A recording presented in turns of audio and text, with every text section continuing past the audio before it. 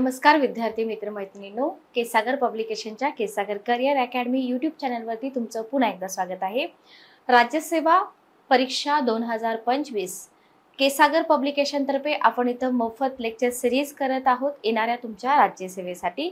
तर मुख्य परीक्षेचे जे आपले पेपर्स आहेत, पेपर क्रमांक 1, पेपर क्रमांक 2 आणि पेपर क्रमांक 3, syllabus decoding, strategy, book list आपण सगळं पाहिलेलं आहे। आजचं आपलं सेशन आहे पेपर क्रमांक 4 शी संबंधित, जो विषय आपल्यासाठी खूप नवीन आहे। म्हणजे याच्या पूर्वी जे आपण विषय बघितले होते, जीएस पेपर 1 असेल, जीएस पेपर 2 असेल किंवा 3 असेल, कुठं ना कुठं आपण थोडंफार त्या विषयाचा अभ्यास केलेला असतो थोडाफार, पण जीएस पेपर 4 हा जो आहे हा पूर्णपणे आपल्यासाठी नवीन आहे, लक्षात घ्या। तर याचा जर बेस आपण बघितला तर हा सब्जेक्ट असा आहे की तुम्हाला तुमचं डे टू डे लाईफ असेल, बरोबर, किंवा आपण म्हणू शकतो की पूर्णपणे तुम्हाला वर्षभर या विषयाचा अभ्यास नाही करायचा। लक्षात घ्या, स्ट्रॅटेजी याची खूप वेगवेगळ्या प्रकारे सांगितली जाते। सगळ्यात महत्त्वाचं म्हणजे विषय समजून घ्या की नीतिशास्त्र हा विषय का आहे, बरोबर। नीतिशास्त्र म्हणजे काय, आधी जेव्हा तुम्हाला हे समजेल तेव्हा तुम्ही अभ्यासाला लागा। तर आपलं आजचं सेशन याच्याशी संबंधितच आहे आणि सगळ्यात महत्त्वाचं म्हणजे की इथिक्स हा जो पेपर आहे, या पेपरचं विद्यार्थ्यांना टेन्शन आहे, पण लवकरच बाजारात आपल्या पब्लिकेशनचं पुस्तक येत आहे, त्याच्यामुळे टेन्शन घेऊ नका। इथिक्सची तयारी डेफिनेटली केसागर पब्लिकेशन मधून तुमची छान होऊन जाईल, ठीक आहे, ओके। तर आपली जी पुस्तकं आहेत ती पुस्तकं आपल्या ऑफिशियल वेबसाईटवरती अवेलेबल आहेत। मी प्रत्येक सेशनमध्ये तुम्हाला सांगते, डिस्क्रिप्शन बॉक्समध्ये तुम्हाला आपल्या पुस्तकाच्या लिंक पण मिळत आहेत, अदर व्हिडिओच्या लिंक सुद्धा तुम्हाला इथं मिळत आहेत। तर आपण बघूया की हा सब्जेक्ट काय आहे। त्याच्या आधी नीतिशास्त्र म्हणजे काय बघा, ज्याला वर्तन तत्वज्ञान असं म्हणतात, ठीक आहे, ओके। जीएस पेपर 4 स्ट्रॅटेजी आपण बघतोय, नीतिशास्त्र म्हणजे काय, ज्याला आपण वर्तन तत्वज्ञान असं म्हणतो, बरोबर। आता इथे काय होतं, जेव्हा सब्जेक्ट आपण स्टार्ट करतो तेव्हा सुरुवात कुठून असते आपली, तत्वज्ञान म्हणजे काय इथून आपली सुरुवात असते, बरोबर। कारण आपण काय बोलतोय, नीतिशास्त्र म्हणजे काय आहे, नीतिशास्त्र म्हणजे ज्याला नीतिशास्त्र, ठीक आहे, लक्षात घ्या, नीतिशास्त्र याला काय म्हटलं जातं, याला म्हटलं जातं वर्तन तत्वज्ञान, वर्तन तत्वज्ञान, ठीक आहे। हे तुम्ही अगोदर समजून घ्या, नंतर आपण याचा सिलेबस आणि स्ट्रॅटेजी बघूया, ओके। तर याला काय म्हटलं जातं, वर्तन तत्वज्ञान, बरोबर। म्हणजे तुम्ही काय म्हणू शकता की नीतिशास्त्र ही तत्वज्ञानाची एक शाखा आहे, ओके। नीतिशास्त्र ही तत्वज्ञानाची काय आहे, एक ब्रँच आहे, तत्वज्ञानाची एक शाखा आहे, ओके। सिंपल गोष्टी आहेत, आधी या समजून घ्या, ठीक आहे, ओके। आता बघा, प्रत्येक युगामध्ये जर आपण बघितलं, प्रत्येक युगामध्ये नैतिकता जी आहे याची जी डेफिनेशन आहे, बघा, प्रत्येक युगामध्ये नैतिकता याची व्याख्या आणि स्वरूप जे आहे ना ते बदलत आहे, लक्षात घ्या। नैतिकतेची व्याख्या आणि स्वरूप जे आहे ते बदलतंय, बरोबर। व्याख्या आणि स्वरूप बदलतंय, मग असं असलं तरी सुद्धा, बरोबर, म्हणजे व्याख्या आणि स्वरूप बदलतंय म्हणजे हे काय आहे, हा फरकाचा विषय आहे। हा काय आहे, हा फरकाचा विषय आहे, लक्षात घ्या, ठीक आहे। हा फरकाचा विषय आहे, बरोबर। पण असं जरी असलं तरी आपण व्यापकपणे काय म्हणू शकतो, जरी हा फरकाचा विषय असला तरी व्यापकपणे आपल्याला इथे काय म्हणता येतं, हा, की नैतिकता जी आहे ना, नैतिकता ही त्या सामान्य मूल्यांशी संबंधित आहे, त्या सामान्य मूल्यांशी संबंधित आहे, ठीक आहे, ओके। संबंधित आहे कोणत्या सामान्य मूल्यांशी, लक्षात घ्या, कोणत्या सामान्य मूल्यांशी किंवा सामान्य तत्वांशी म्हणा, ठीक आहे, तत्वांशी, त्या सामान्य तत्वांशी संबंधित आहे। आता इथे तुम्हाला क्वेश्चन पडेल की मॅडम कोणत्या सामान्य तत्वांशी, बरोबर, की ज्याच्या आधारे, लक्षात घ्या, ज्याच्या आधारे आपल्या मानवी कृती, बरोबर, ज्याच्या आधारे आपल्या मानवी कृती आणि त्यांचं मूल्यमापन करता येणं शक्य होतं, बरोबर, लक्षात आलं। तर नैतिकता त्या सामान्य तत्वांशी संबंधित आहे ज्या तत्वाच्या आधारे मानवी कृती, मानवाच्या ज्या कृती असतात आणि मानवाचे जे हेतू असतात त्यांचं मूल्यमापन करता येणं शक्य असतं, बरोबर? ओके, तर याच्याशी संबंधित नैतिकता आहे असं तुम्ही म्हणू शकता. ठीक आहे, कारण बहुतेक लेखक असतील, विचारवंत असतील, हे सुद्धा काय मान्य करतात की नैतिकता मुख्यत्वे कशाशी संबंधित आहे? निकष आणि मूल्यांशी संबंधित आहे, बरोबर? मोठे मोठे लेखक जे आहेत ते हे मान्य करतात की नैतिकता कशाशी संबंधित आहे? तत्व आणि मूल्य किंवा निकष यांच्याशी संबंधित आहे, बरोबर? समजलं? हा, लक्षात घ्या. म्हणजे आपण म्हणू शकतो बघा, चांगलं आणि वाईट, योग्य किंवा अयोग्य, योग्यता आणि अवगुण, न्याय आणि गुन्हा यांसारख्या संकल्पना आपण बघतो की नाही, आणि यांसारख्या संकल्पनांची व्याख्या करून नैतिकता जी आहे ती काय करते? मानवी नैतिकतांचे जे प्रश्न आहेत त्या प्रश्नांना सामोरे जाण्याचा प्रयत्न करते. लक्षात आलं?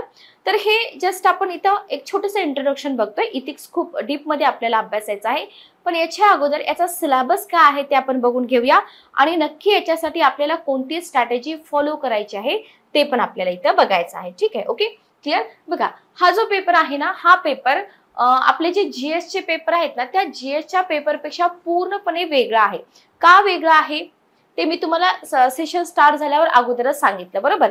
याच्यामध्ये तुम्ही जर सिलेबस काढून बघितला तर नीतिशास्त्र, सचोटी आणि योग्यता याच्यामध्ये काय काय दिलेलं आहे तुम्हाला सिलेबस मध्ये? नीतिशास्त्र, सचोटी आणि योग्यता यांचा समावेश आहे. ठीक आहे, ओके. याच्यामध्ये कशाचा समावेश आहे? नीतिशास्त्र, सचोटी आणि योग्यता. ठीक आहे, त्याच्यामुळे आता इथं आपण कसं केलं होतं, पाठीमागचे जे पेपर्स आहेत, फॉर एक्झाम्पल जीएस पेपर 3 आपण वेगवेगळ्या पार्ट्स मध्ये किंवा विषयांमध्ये तो विभागला होता, जसं की इंटरनल सिक्युरिटी वगैरे असं. तर इथं तसं नाहीये. तुम्ही विभागण्यापेक्षा काय करू शकता, विषय विभागू नका. तुम्हाला काय करायचे, हा जो भाग आहे नीतिशास्त्र, सचोटी आणि योग्यता, हे वेगवेगळ्या ब्लॉक्स किंवा छोट्या छोट्या विषयांमध्ये न म्हणता तुम्ही काय म्हणू शकता, छोट्या छोट्या मुद्द्यांमध्ये तुम्ही विभागू शकता. ठीक आहे, ओके. म्हणतात विषयामध्ये, पण तुम्ही मुद्द्यामध्ये विभागू शकता. लक्षात आलं? क्लिअर? आता याच्यासाठी आपल्याला काय करायचं आहे, बुकलिस्ट आणि संसाधने बघायचे आहेत. जसं की मी तुम्हाला सांगितलं की आपल्या पब्लिकेशनचं पुस्तक लवकरच मार्केटमध्ये येणार आहे, इथिक्स, त्याच्यामुळे तुम्ही टेन्शन घेऊ नका.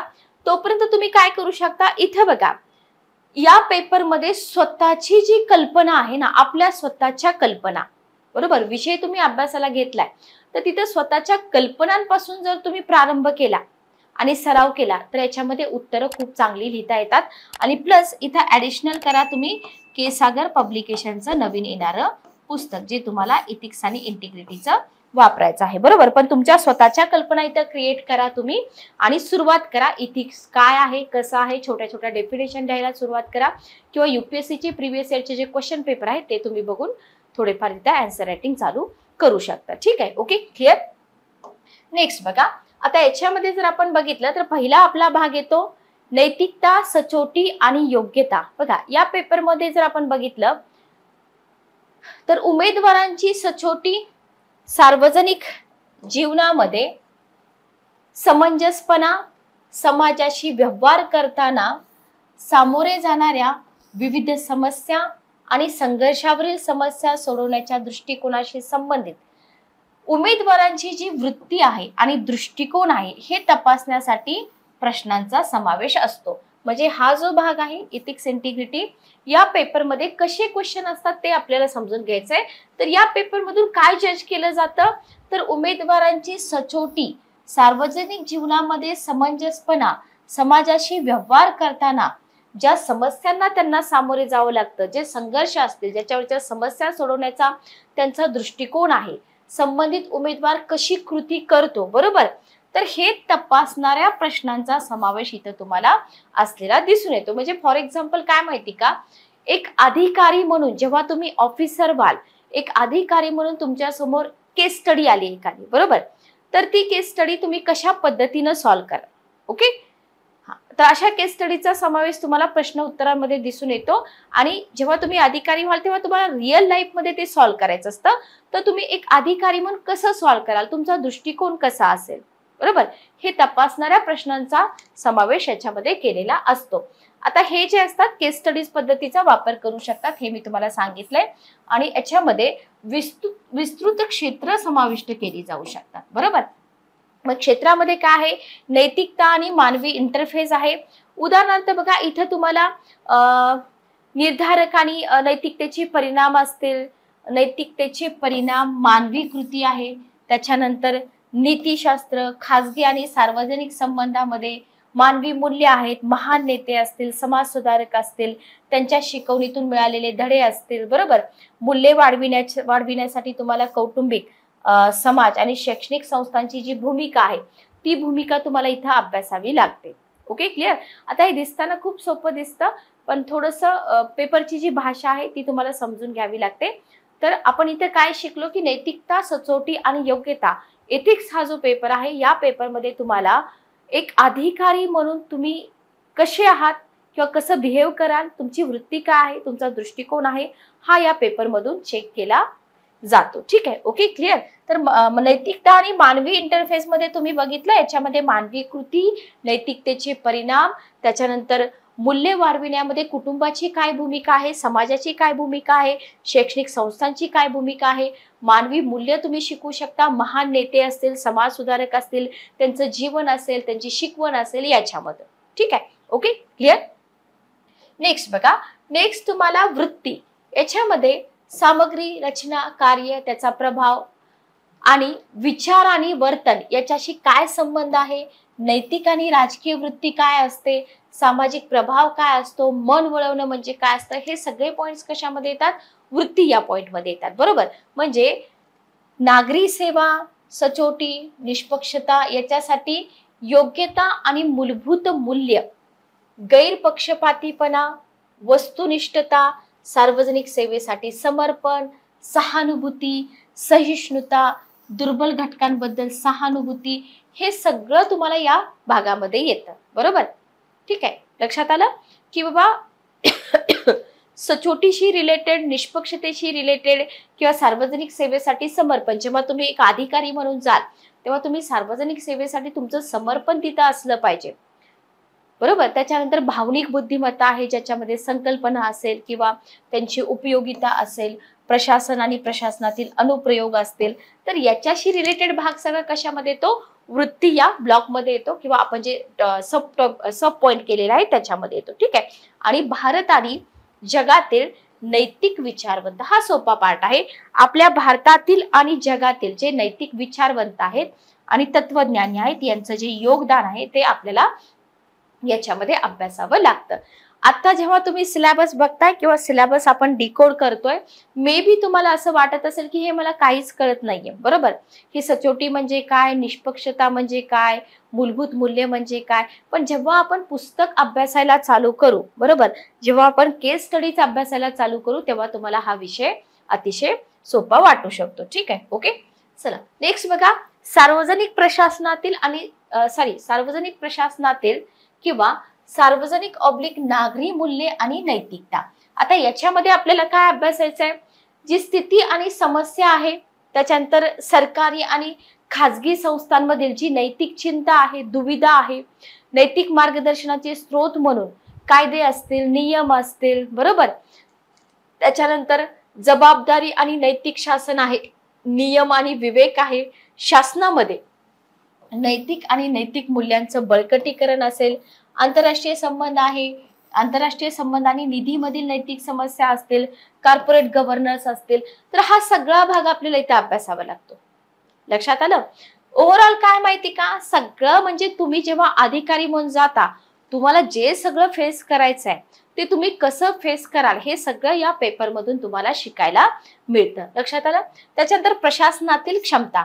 आता इथे बघा, याच्यामध्ये जर आपण बघितलं तर लोकसेवेची संकल्पना आहे, शासन आणि प्रॉबिटीचा तात्विक आधार आहे, माहितीची देवाणघेवाण आणि सरकारमधील पारदर्शकता आहे, माहितीचा अधिकार आहे, आचारसंहिता असेल, नागरिकांची सनद आहे, कार्यसंस्कृती आहे, सेवा वितरणाची गुणवत्ता आहे, सार्वजनिक निधीचा वापर आहे, भ्रष्टाचाराची आव्हानं आहेत.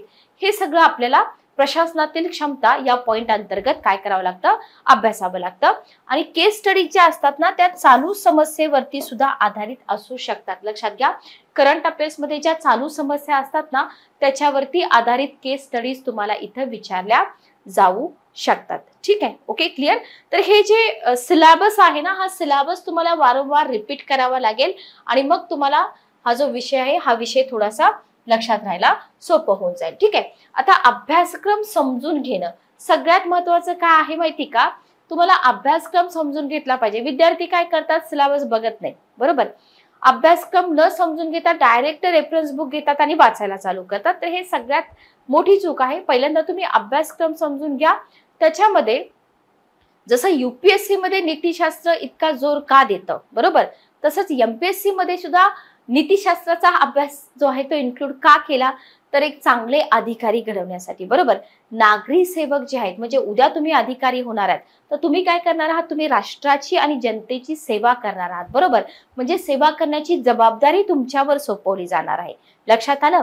आणि ही जबाबदारी जी आहे, ही जबाबदारी तुम्ही व्यवस्थित पार पाडावी याच्यासाठी नैतिक आचरण हा पाया आहे. लक्षात घ्या, नैतिक आचरण हा पाया आहे ज्याच्यावरती सेवांची विश्वासार्हता आणि परिणामकारकता टिकून आहे. म्हणून हा विषय आपल्या परीक्षेमध्ये इन्क्लूड केलेला आहे असं आपण इथं म्हणू शकतो. ठीक आहे, ओके. एमपीसीच्या अभ्यासक्रमामध्ये नैतिकतेचा समावेश करण्यामागे, ठीक आहे, देशाच्या किंवा आपल्या भावी प्रशासकामध्ये, देशाच्या असेल किंवा आपल्या राज्याच्या असेल, भावी प्रशासकामध्ये नैतिकता, सचोटी आणि जबाबदारीची तीव्र भावना जागृत करणं हा इथं त्यांचा हेतू आहे. एथिक्स इंटिग्रिटीचा समावेश आपल्या सिलेबसमध्ये करण्याच्या पाठीमागे. ठीक आहे, ओके क्लिअर. चला नेक्स्ट बघा, अभ्यासक्रमामध्ये समाविष्ट केलेली प्रमुख क्षेत्र, जसं की मी पाठीमागे पण तुम्हाला सांगितलेलं आहे, नैतिकता आणि मानवी इंटरफेस आहे, वृत्ती आहे, नागरी सेवेसाठी योग्यता आणि मूलभूत मूल्य आहे, ज्याच्यामध्ये सचोटी, निष्पक्षपातीपणा, पक्षपातीपणा, सहानुभूती, सहिष्णुता. सहिष्णुतेवरती एक क्वेश्चन आपण घेऊया पुढं. त्याच्यानंतर भावनिक बुद्धिमत्ता आहे, प्रशासनातील क्षमता आहे आणि केस स्टडीज आहेत. हे सगळं आपण इथं इन्क्लूड केलेला आहे की हा सगळा भाग तुमच्या सिलेबसमध्ये आहे. ठीक आहे, ओके. अभ्यासक्रम जो आहे त्या अभ्यासक्रमाची कंप्लीट माहिती असणं खूप जास्त इम्पॉर्टंट आहे. लक्षात घ्या. जनरल स्टडीज पेपर 4, नैतिकता, मानवी इंटरफेस, कृती, योग्यता, भावनिक बुद्धिमत्ता, सार्वजनिक मूल्ये, नागरी मूल्ये, हे सगळ्यांचा समावेश कशामध्ये येतो, नैतिक शासन यांसारख्या विषयांचा समावेश तुम्हाला इथिक्स मध्ये दिसून येतो. ठीक आहे. आता याच्यासाठी काय करायचंय आपल्याला, याच्यासाठी तुम्हाला वैचारिक समज जी आहे ना ती विकसित करायची. लक्षात घ्या. ठीक आहे. नैतिकतेमध्ये एक भक्कम वैचारिक पाया तुमचा असला पाहिजे जिथून तुम्ही सुरुवात करू शकता. मूलभूत नैतिकतेमध्ये बघा, मूलभूत नैतिक सिद्धांत असतील, तत्वे आहेत, विचारवंत समजून घ्या. ठीक आहे, ओके. तुम्हाला नीतिशास्त्र, एथिक्सचा अभ्यास करायचा आहे. पहिली स्टेज काय आहे, अभ्यासक्रम समजून घ्या. दुसरी स्टेज काय आहे, वैचारिक समज विकसित करा, बरोबर. कारण का, तुमचे विचार हा एक भक्कम पाया आहे. याच्यामध्ये जे मूलभूत नैतिक सिद्धांत आहेत ते समजून घ्या, तत्व समजून घ्या, विचारवंत जे आहेत ते विचारवंत समजून घ्या. लक्षात आलं. मग हे कशासाठी, हे सगळं जेव्हा तुम्ही समजून घ्याल तेव्हा हे तुम्हाला मदत करेल केस स्टडीज आणि प्रश्नांकडे एक चांगला दृष्टिकोन तुम्हाला तिथं डेव्हलप होऊन जाईल की, बरोबर, चांगला दृष्टिकोन तुम्हाला डेव्हलप होऊन जाईल. हे सगळं जेव्हा तुम्ही शिकाल की क्वेश्चनकडे कशा पद्धतीने बघायचं आणि क्वेश्चन कशा पद्धतीने टॅकल करायचा. त्याच्यानंतर आहे चालू घडामोडीचं एकत्रीकरण. बघा, नीतिशास्त्र हा स्वतंत्र विषय नाही, आपण बोललो होतो, बरोबर, स्वतंत्र विषय नाही. वर्तमान घडामोडीशी रिलेटेड केस स्टडीज येऊ शकतात, हे मी तुम्हाला सांगितलंय. वर्तमान घडामोडी, वास्तविक जीवनातील जी परिस्थिती आहे त्याच्यामध्ये गंभीरपणे गुंतलेला आहे नीतिशास्त्र. त्याच्यामुळं नीतिशास्त्र हा विषय सेपरेट आहे असं तुम्ही म्हणू शकत नाही. इथं सुद्धा करंट अफेअर्सचा रोल आहे. नैतिक समस्या, केस स्टडीज, वर्तमानपत्र, तुमचे जनरल्स असतील, त्याच्यानंतर ऑनलाईन सोर्स असतील काही, तर ते तुम्ही इथं जी उदाहरणं असतात ना ती उदाहरणांसह तुम्ही अपडेट करा, बरोबर. पुस्तक आपलं वन स्टॉप सोल्युशन आहे, त्याच्यावरती काही डाऊटच नाहीये. पण करंटचे जे सोर्सेस आहेत ते पण तुम्ही इथं यूज करा, जेणेकरून तुम्हाला या विषयामध्ये चांगले मार्क्स मिळून जातील. ठीक आहे, ओके क्लिअर. चला नेक्स्ट बघा, तयारीची रणनीती कशी कराल. तयारी, या विषयाची तयारी तुम्ही कशी कराल. ठीक आहे, ओके. जस्ट एक मिनिट थांबा. बघा, याच्यामध्ये जर आपण बघितलं तर इथं तुम्हाला केस स्टडी विश्लेषण, बरोबर, सगळ्यात जास्त विद्यार्थी टेन्शन घेतात केस स्टडीचं. सराव करा. याच्यासाठी काय करावं लागेल आपल्याला, सराव करावा लागेल, वारंवार केस स्टडी सॉल्व्ह करावे लागतील, बरोबर. व्यावहारिक परिस्थितीत सैद्धांतिक ज्ञान लागू करण्याची जी क्षमता आहे ना ती वाढेल. कशामुळं? तुम्ही वारंवार केस स्टडीचा जर अभ्यास केला तर. आणि हे कौशल्य नागरी सेवांसाठी खूप जास्त महत्वपूर्ण आहे, लक्षात घ्या. जे सिद्धांत तुम्ही अभ्यासणार आहे त्याचं ज्ञान तुम्ही लागू करा. कुठं? व्यावहारिक परिस्थितीमध्ये, बरोबर. हे कशासाठी महत्वाचं आहे? हे महत्वाचं आहे जेव्हा आपण नागरी सेवक म्हणून लागू तेव्हा नागरी सेवांसाठी महत्वपूर्ण आहे. पण आपल्या परीक्षेसाठी सध्या तरी आपल्याला हे करायचं आहे. उत्तर लिहिण्याचा सराव करा.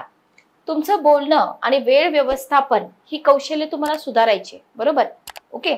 आपण रायटिंग जे आहे ना तर उत्तर लेखनाचा तुम्हाला सराव केला पाहिजे. सगळीकडेच आहे, फक्त इथिक्स पेपरच नाही, सगळ्या पेपरमध्ये तुम्हाला काय करायचं आहे? उत्तर लेखनाचा सराव करायचाच आहे.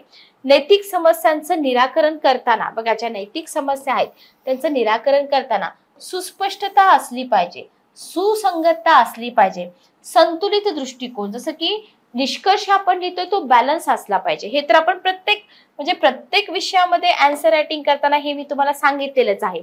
याच्यावरती काय करायचं? याच्यावरती लक्ष केंद्रित करायचंय, बरोबर. Okay, clear. तर पहिलं आहे की तुम्ही जास्तीत जास्त केस स्टडीचा अभ्यास करा. त्याच्यामुळे काय होईल?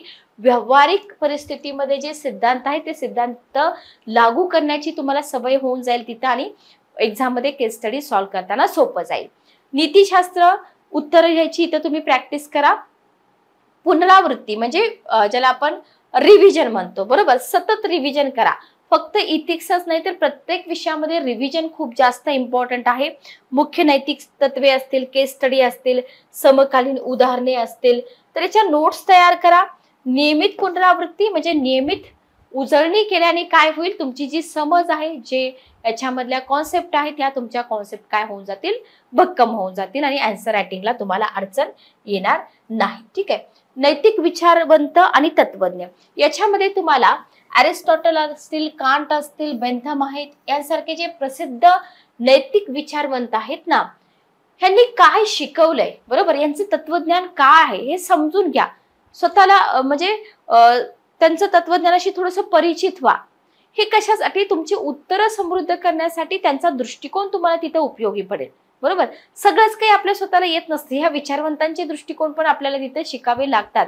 भावनिक बुद्धिमत्तेवरती भर द्या. बघा, इथं आपली भावनिक बुद्धिमत्ता विकसित करावी लागते. म्हणजे स्वतःच्या भावना समजून घेणं, त्याचं व्यवस्थापन करणं, इतरांशी सहानुभूती दाखवणं आणि भावनिकरित्या माहितीपूर्ण निर्णय घेणं, हे सगळं या भावनिक बुद्धिमत्तेमध्ये समाविष्ट आहे. तर याची सुद्धा आपल्याला प्रॅक्टिस इथं करावी लागते. सगळ्यात सोपा भाग याच्यामध्ये काय वाटतं माहितीये? नैतिक विचारवंत आणि तत्वज्ञान, बरोबर. सगळ्याच विद्यार्थ्यांना वाटतं. पण लक्षात घ्या की युपीएससी सारखे सेम टू सेम पेपर नसणार आहेत, हे मात्र डोक्यात ठेवा. ठीक आहे.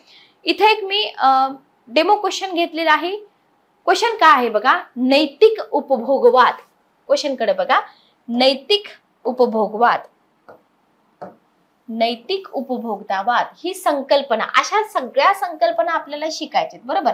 ही संकल्पना व्यक्तींवर त्यांच्या उपभोगाच्या निवडीसाठी नैतिक जबाबदारी टाकते.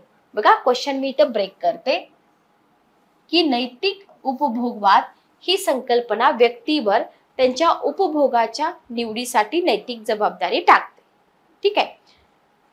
जागतिक पर्यावरणीय आव्हानांना संबोधित करण्यासाठी या दृष्टिकोनाची क्षमता आणि मर्यादांची चर्चा करा. 150 शब्द. बघा, संकल्पना कुठली क्लिअर पाहिजे? इथं तुमची नैतिक उपभोक्तावाद, बरोबर. ही संकल्पना काय करते? व्यक्तींच्या त्यांच्या उपभोगाची जी निवड आहे त्या निवडीसाठी नैतिक जबाबदारी टाकते, बरोबर.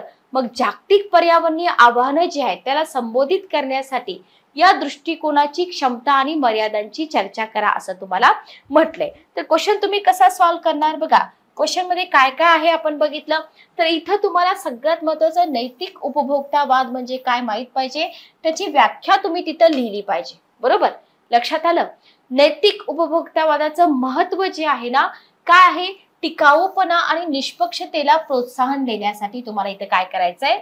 या नैतिक उपभोगवादाचं जे महत्व आहे ते महत्व तुम्हाला इथं हायलाइट करायचंय. लक्षात आलं? व्यक्ती, व्यवसाय आणि समाजावर त्याचा परिणाम कसा होतो ते सारांशित करायचं आणि मग निष्कर्ष लिहायचा आहे. लक्षात आलं? म्हणजे क्वेश्चन कोणत्या संकल्पनेवरती आहे? नैतिक उपभोक्तावाद. म्हणून आपण बोललो की सगळ्या संकल्पना याच्यातल्या तुम्हाला शिकाव्या लागतात. आता जसं की इथे बघा परिचयमध्ये तुम्ही काय लिहिणार की नैतिक उपभोक्तावाद ही एक संकल्पना आहे जी व्यक्तींना नैतिक आणि पर्यावरणीय विचारांवर आधारित जाणीवपूर्वक उपभोगाच्या निवडी करण्यास प्रोत्साहित करते. बरोबर? आणि अलीकडच्या वर्षामध्ये याच्यामध्ये लक्षणीय वाढ पण झालेली आहे. ओके, नैतिक उपभोक्तावाद ही डेफिनेशन तुम्ही लिहिली, कारण डेफिनेशन लिहिणं मस्टच आहे. लक्षात घ्या, कारण क्वेश्चन त्याच्यावरती आधारित आहे. बरोबर? मग तुम्हाला क्वेश्चन मध्ये पुढे काय विचारलेलं आहे? जागतिक पर्यावरणीय आव्हानांना सामोरे जाण्यासाठी काय करते ही संकल्पना? संभाव्य फायदे देते. बरोबर? परंतु त्याच्या मर्यादा आणि पूरक दृष्टिकोनांची आवश्यकता काय आहे आपल्याला इथं समजून घेणं महत्वाचं आहे. हे तुम्ही इंट्रोडक्शन मध्ये लिहा. म्हणजे इंट्रोडक्शन मध्ये तुम्ही मूलभूत तुमची संकल्पना लिहिली. बरोबर? त्या संकल्पनेशी रिलेटेड क्वेश्चन मध्ये काय विचारले त्याचे 2 सेंटेन्स तुम्ही इथं टाकले. ओके, आणि मग तुम्ही स्टार्ट केलं तुमचं मेन आन्सर. याच्यामध्ये नैतिक उपभोक्तावादाची संभाव्यता तुम्ही इथे लिहा की बाजाराचा प्रभाव आहे की नैतिक ग्राहक टिकाऊपणा आणि सामाजिक जबाबदारीला काय करतो? प्राधान्य देणाऱ्या कंपन्यांना पाठिंबा देऊन बाजारावर महत्वपूर्ण प्रभाव पाडू शकतो. बरोबर? नैतिक ब्रँड्स मधून उत्पादने आणि सेवा निवडून ग्राहक व्यवसायांना एक शक्तिशाली संदेश पाठवू शकतो. बरोबर? किंवा अधिक टिकाऊ पद्धतीचा अवलंब करण्यास प्रोत्साहित करतात. उदाहरणं द्या. बघा, सगळ्यात महत्वाचं काय आहे माहिती का? एक्झाम्पल देणं. ओके, याच्यामध्ये तुम्हाला ऑर्गॅनिक कंपन्या ज्या आहेत ना, तर त्या कंपन्यांची मागणी वाढल्यामुळे काय होईल? सेंद्रिय ओके, नेक्स्ट पॉइंट आहे ग्रीन वॉशिंग. बघा, काही कंपन्या ज्या असतात ना, त्या काय करतात? त्यांच्या उत्पादनांच्या किंवा सेवांच्या टिकाऊपणाबद्दल दिशाभूल करणारे दावे करतात. आणि आपण काय करू शकतो इथं? आपण इथं ग्रीन वॉशिंग मध्ये गुंतू शकतो. म्हणजे ग्राहकांना दिशाभूल करतात. बरोबर? तर इथं काय होतं मग? हे नैतिक उपभोगवादाची जी प्रभावित आहे ना, अशा गोष्टींमुळे कमी होते. प्रत्येक पॉइंट तुम्ही लिहिताय त्याचं एक्झाम्पल देण्याचा प्रयत्न करा. जसं की इथं एक्झाम्पल दिलेलं आहे, एनर्जी ड्रिंक म्हणून बोर्नव्हिटाचं भ्रामक लेबल लावलं जातं. बरोबर? त्याच्यानंतर फसाई करून काय केलं जातं? संबोधित केलं जातं, ज्याच्यामुळे ग्राहक इथं फसले जातात. त्याच्यानंतर आहे वर्तणुकीशी संबंधित घटक. बघा, सवयीनुसार वापराचे नमुने आणि मर्यादित माहिती व्यक्तींना सातत्याने नैतिक निवडी करण्याबद्दल काय बनवू शकते? आव्हानात्मक बनवू शकते. सुविधा आणि सामाजिक दबाव यांच्यासारखे जे घटक आहेत ना, ते काय होतात? ग्राहकांच्या वर्तनावरती प्रभाव किंवा परिणाम करू शकतात. ठीक आहे, तर हे सगळे मुद्दे आपण लिहिले. आणि त्याच्यानंतर फायनली आपल्याला निष्कर्ष लिहायचा आहे की नैतिक उपभोक्तावाद हे जागतिक पर्यावरणाला सामोरे जाण्यासाठी, व्यक्तींना जाणीवपूर्वक निवडी करण्यासाठी, बाजारातील गतिशीलतेवर प्रभाव पाडण्यासाठी एक मौल्यवान साधन देतं. ओके, पण सगळ्यात महत्वाचं काय आहे? नैतिक उपभोक्तावाद ही संज्ञाच तुम्हाला माहित पाहिजे अगोदर. बरोबर? ही संकल्पना तुम्हाला माहित पाहिजे. लक्षात आलं? तथापि त्याच्या मर्यादा ओळखल्या पाहिजेत. त्यास व्यापक प्रणालीगत बदल आणि धोरणात्मक हस्तक्षेपांसह पूर्ण करणं आवश्यक आहे. आणि इथं सामूहिक कृती, नवकल्पना, धोरण समर्थनासह नैतिक उपभोगवाद एकत्र करून आपण काय केलं पाहिजे? टिकाऊ आणि न्याय्य भविष्यासाठी कार्य करू शकतो. म्हणजे नैतिक उपभोगवादाबाबत तुम्हाला जास्त चुकीचंही लिहायचं नाही, जास्त चांगलंही लिहायचं नाही. बॅलन्स तुमचा जो निष्कर्ष आहे तो असला पाहिजे. तर हे होतं आपलं इथिक्स इंटिग्रिटी पेपर क्रमांक 4 ची स्ट्रॅटेजी बुक लिस्ट. तर या पेपरसाठी स्ट्रॅटेजी जर आपण बोलली तर असं सांगितलं जातं की तुम्ही वर्षभर अभ्यास करू नका. शेवटच्या 3 ते 4 महिन्यामध्ये तुम्ही इथिक्स इंटिग्रिटीचा अभ्यास केला तरी चालेल. पण डिपेंड करतं तुमच्यावरती की तुम्हाला कशा पद्धतीने याचा अभ्यास करायचा आहे. पण पुस्तकाचं टेन्शन तुम्ही घेऊ नका. आपल्या पब्लिकेशनचं पुस्तक मार्केटमध्ये येत आहे. फक्त इथं तुमची वैचारिक लेवल जी आहे ना, ती खूप चांगली असली पाहिजे. केस स्टडीची प्रॅक्टिस केली पाहिजे. आन्सर रायटिंगची प्रॅक्टिस आपण इथं केली पाहिजे. ठीक आहे, ओके. तर सेशन कसं वाटलं कमेंट करून नक्की सांगा. भेटूया आपल्या नेक्स्ट सेशन मध्ये. राज्यसेवा मुख्य परीक्षा सिलेबस डिकोडिंग आणि काही डेमो सेशन्स आपण इथं घेत आहोत केसागर पब्लिकेशन तर्फे. चॅनलला सबस्क्राईब करा, बेल नोटिफिकेशन ऑन करा. पुस्तक परचेस करण्यासाठी तुम्हाला जो कॉन्टॅक्ट नंबर दिलेला आहे त्या नंबरवरती कॉन्टॅक्ट करा. थँक्यू.